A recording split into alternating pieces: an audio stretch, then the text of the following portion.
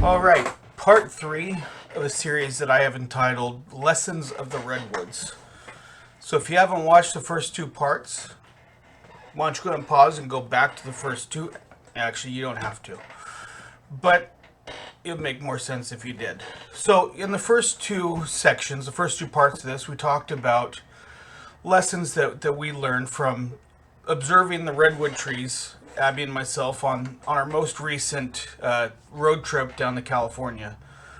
We learned in part one that we need our roots to go down deep. We need strong, big roots to be able to soak up all the nutrients and all the blessing and all the provision from God in order for us to grow big and strong and to be resilient and stand the test of time like a redwood tree that we saw. Part two, we talked about small beginnings, how the very large redwood trees start from a very small seed, and how in our life, even the smallest vision can become the biggest breakthrough, the biggest influence in the world. That even that smallest little inkling can become a big reality. Small visions, small dreams can become big reality if we take small steps. Reaching out to others, helping others, investing in others, getting into the Word of God, getting into a local church, taking small steps. Not trying to take one big step from small seed to major tree. So in this third part, I want to talk about the opposite end of the lifespan from the seed. And that is what we would talk about, death. What we saw in the redwood forest, especially as we walked through I believe it was called the Founder's Grove, was that just as majestic and amazing as the trees that were standing were the trees that had fallen. Because as we talked about in the first part, we were able to see the root systems of these trees. The root systems that made it possible for these trees to live and thrive and grow as big as they did. And that even after they had fallen, there was still majesty in these trees, in the sheer size of being able to stand underneath these root balls next to these trees that had fallen and seen how far they went. It's one thing to look straight up and see how tall this tree is. I mean, when it gets to a point, tall is tall. You can't really tell how tall it is. But when that tree falls and you're able to walk from the roots to the tip of the tree, you realize just how big these stinking trees are. And so it was majestic to see these trees, even after they had fallen and they're dead. That lifespan of that tree growing and getting taller is done. It's not going to happen anymore because that root system has come out of the ground. It's no longer connected to what was giving it life and helping it grow. But that doesn't mean that it still doesn't testify to God. That still doesn't bring life, doesn't bring amazement to those that see it. Because it's actually quite the opposite. See, even in failure, which we could view these trees as falling as a failure. The tree fell, it failed to continue to be a tree growing and reaching to the skies. So we're going to look at this as failure. And what we realized when looking at these trees is that even in failure, there is majesty. When we look at the roots of these trees, we see not just the sheer size and how far out they go, how tall they are, but how they're intertwined one in another. How they go in so many different directions. They're intricate. They're majestic to see when you realize that some of these roots, the roots are bigger than many of the tree trunks we see in our trees around here in Washington. It was amazing to see. And there was majesty in the fact that even some of these trees that had fallen had other trees that were growing out of them. Where they had fallen, other trees were growing. So there was still life coming from their death. So even in failure, there was purpose. See, when these trees fall, they give dwelling places for the small little animals. They give food to eat for the bugs, the frogs, the other amphibians, snakes. I hate snakes, but they were given life by it. Birds were able to use the bits and pieces of these trees that had fallen to build nests. The soil around is getting nutrients as the tree dies. So life is coming from the death of what this tree's purpose was to grow. So even after its main purpose of growing and getting tall is over, it still had a purpose of bringing life and majesty to those that see it and those that interact with it. Our life is the same way. See, there, even in failure, God's majesty is still seen in the way we handle things, the way we overcome. Even in failure, there is purpose. God uses our failure for a reason. In fact, we're told that God turns all things around for the good of those that love Him and are called according to His purpose. We're told that a burdened heart is better than a joyful heart because it causes us to seek. So even in failure, God's purpose and majesty is seen.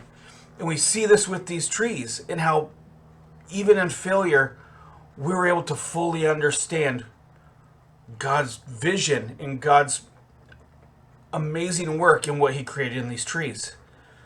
We're able to get inside some of these trees and walk through them and realize the sheer size of them.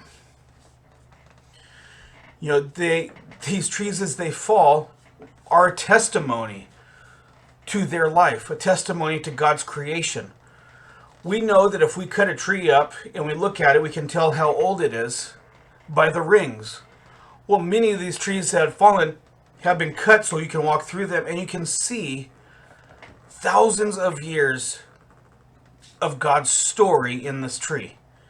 They're a testimony to what it had been through. They're a testimony to what God had done. They're a testimony to who God is. But they're also a testimony to where God is going, to where these trees are going. Because even though this tree has fallen, other trees are rising up. Other trees are growing from it. That even though that tree had died, like I said, it's given life to other trees. It's given life to other animals. It's still providing in death nutrients. Much like, hopefully, these videos that I've made are watched by someone long in the future after I'm gone, and they get edified, they get taught, they learn something from it. So that even when my life has failed and it's over, by failed I mean my life here on earth is done, what I did on earth and what God did through me and what God did through you still has an impact in the future. And we see these in these trees, that if we have deep, strong roots, we take small steps, even in failure, when we fall down, we see the majesty and glory of God and purpose looking back. Even in failure, as we've talked about, there is growth. I know there was one tree, massive tree, it was probably 350 feet tall, had fallen. As I stand next to it, I think Abby might even have a picture of it. I stand next to it, and this tree is probably twice as wide as I am tall. So as I'm standing there, I only come halfway up this tree as it's laying on its side. But all along this tree, there were probably at least half a dozen, maybe more, trees that were growing out of it, that were spinning and spiraling up to get to the sunlight. It was beautiful to see that even when this tree had failed, because of its life, because of the nutrients that it had been deep into the soil, it still provided life long after death. I'm reminded of the story of the bones of Elisha, where the soldier is thrown on his bones long after he's dead, and because of the life he lived and the power of God dwelling within him, the soldier rises up and lives. And so I look at these trees much in the same way, that even after they're dead, even as they're decomposing, they're still bringing life because of the life that was in them, because the roots went down deep and gathered up the nutrients from down deep that gave them the strength to stand through whatever they had faced up till the last time when they fell.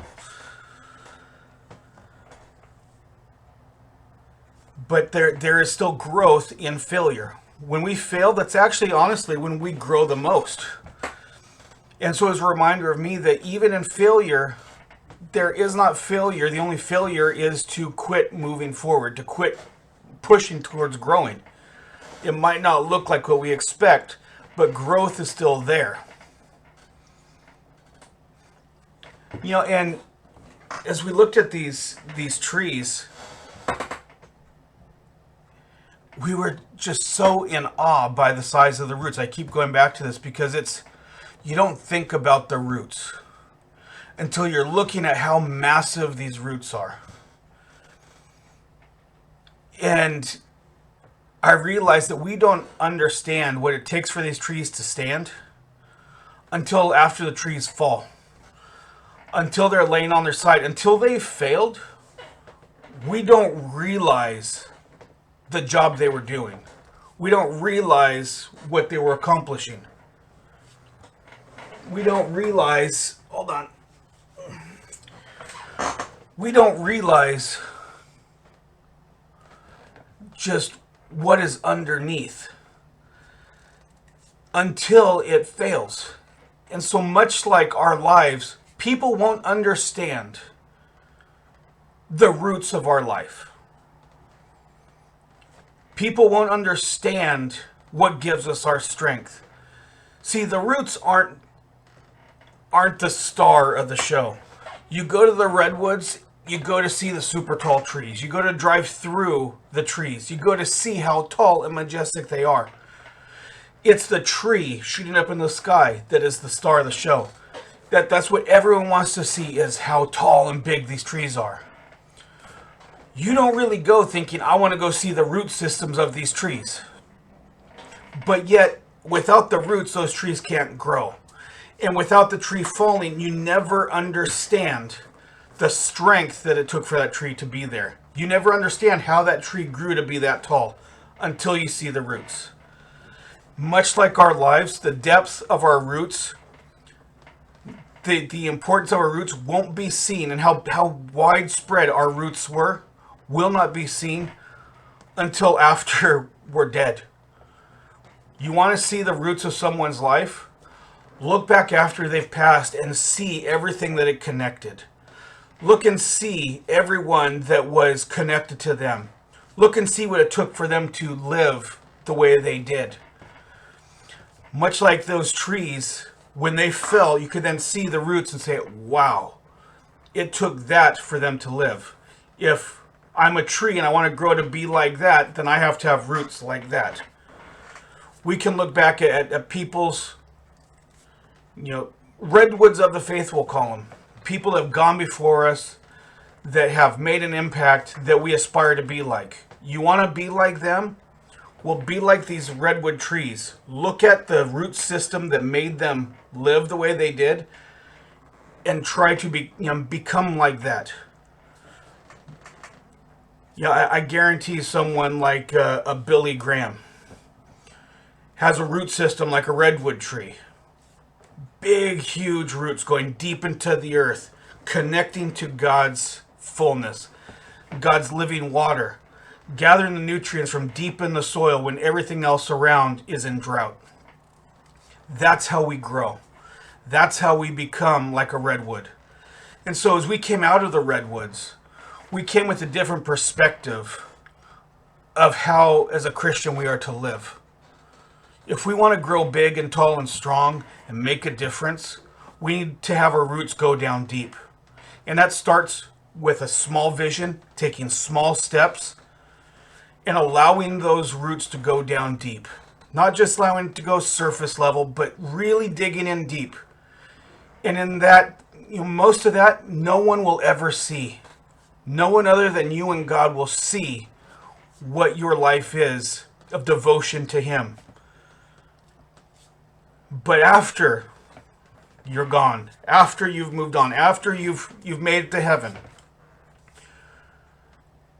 history will look at those roots and say, either, well, this is why they failed, because they had weak roots, or this is why they stood and faced the trials and made it through.